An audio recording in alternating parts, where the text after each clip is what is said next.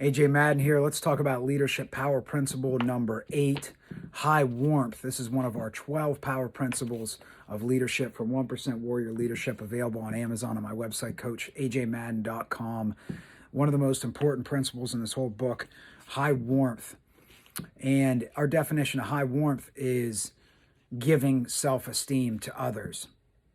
There are 3 steps in our high warmth. That is, step number 1 is to know, step number 2 is to care, and step number 3 is to believe in our team members. When we talk about knowing our team members, what do we need to know? 4 things. What makes them happy, what makes them sad, where they've been, and where they want to go. And I challenge you right now to learn this about all of your team members. If you don't already know it, learn it about your team members. Know is broken down again, know these 4 things, into what makes them happy. That could be family, hobbies, and many other things. What makes them sad? Some examples would be what frustrates them at work, what frustrates them in the world or about the world.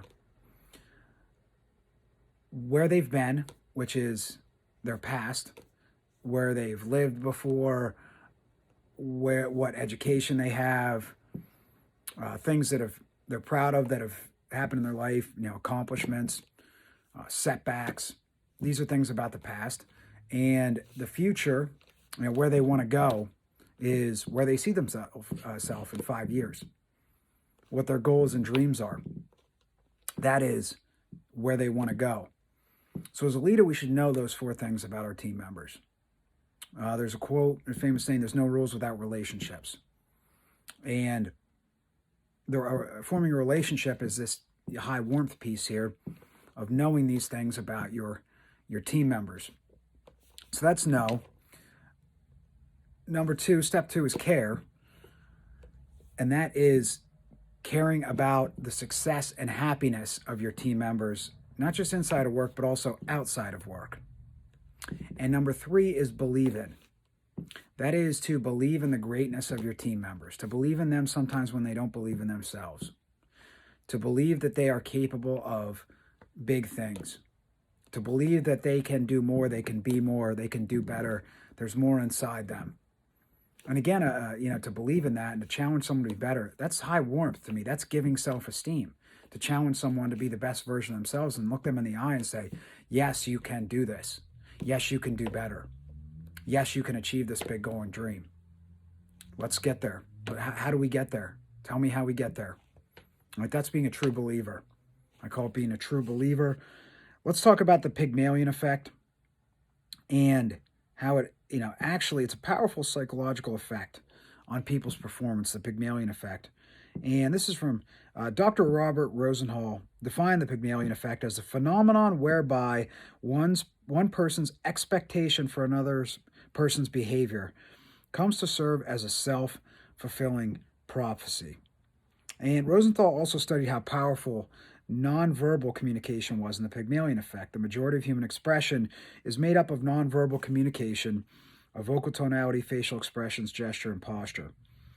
So this Pygmalion Effect is incredibly powerful, and it's one of the most important things that we need to know as leaders. We need to be aware of this effect and how our belief in others affects others. And we can't fake this because it comes across through our body language and our tonality. You can't tell someone you believe in them and you believe in their greatness and not actually believe it, because your body language and your tonality will tell a whole different story. We will give away our deception there. And I think it's inhumane as leaders to keep someone around on the team who we don't believe in, who we don't believe is capable of doing the work necessary, for the company, for the field we're in. I believe it's inhumane to keep people around because they know that we don't believe in them. We might as well set them free, essentially, and let them and help them find something that is more suited to their special gifts and talents. So again, you can't fake it. You can't fake that being a believer, and you definitely can't fake not believing in someone. It is exponentially more powerful when we don't believe in someone. That negativity. that we don't believe they're capable. It's more powerful than, in my estimation, than the positivity of believing in someone. When we have a negative belief in someone, that is incredibly damaging. When we have a negative belief, when we don't believe that the organization can achieve its mission, we don't believe that the organization can achieve high levels of greatness, success, and happiness for its people, that is incredibly damaging. That is just dropping poison into the well. We have to avoid that at all costs as leaders. If we don't believe in something, if we don't believe in the mission, we don't believe in the organization, we don't believe in a team member, we need to remove ourselves from that situation or change the situation somehow, because it just will not work for you as a leader. You're building everything on a foundation of sand at that point if you are not a true believer. Again, in yourself, your own abilities, the mission of the organization, the work of the organization, and the team members as individuals and collectively. Absolutely crucial that we understand the Pygmalion Effect. Easily one of the most important concepts in all of leadership.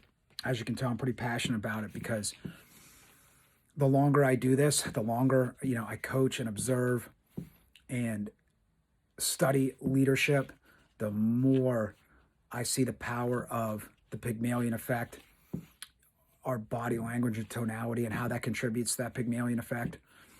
It is a game changer when you can understand it and apply it and really apply it and really be a true believer, not a fake true believer, not trying to deceive. Here's a quote from Dr. Andrew Weil. Doctors have great power to give people greater confidence in their ability to heal themselves. I've had many patients over the years who said that the most important thing I did for them was that I was the only doctor who told them they could get better. Astonishing. And there's Pygmalion Effect in action, and that's from a doctor, Dr. Andrew Weil, who's also a best-selling author, and he's done some brilliant work in terms of mental and physical health. Know, care, and believe in your people. Again, quick review here. We've got high warmth, which is giving self-esteem. Give self-esteem to others. And to give self-esteem, we have to have it first. So to get high warmth, to fill our cup, to light our candle, to be able to light other people's flames, we need to make sure our own flame is lit. Our own warmth is there towards ourself.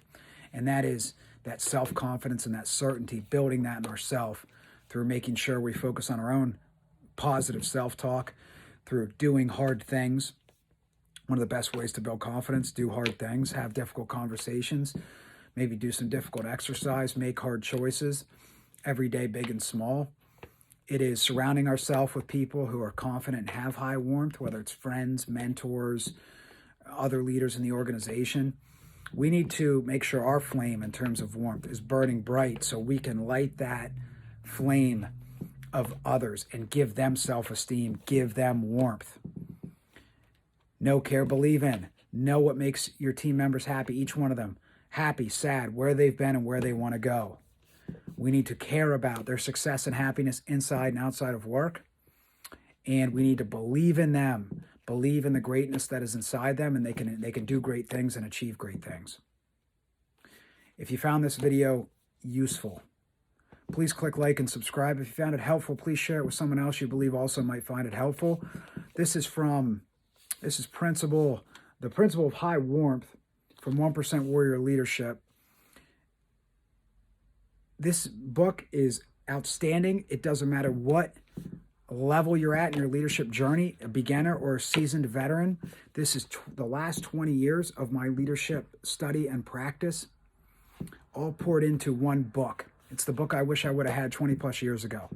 I tried to pack as many useful, practical tips and habits for leaders, as well as principles and mental models. And I know you'll find something useful in here. I wish everyone success and happiness, and I challenge you to light your fire, light your own fire, so you can light the fire of others and create that high warmth effect, right? And give self-esteem.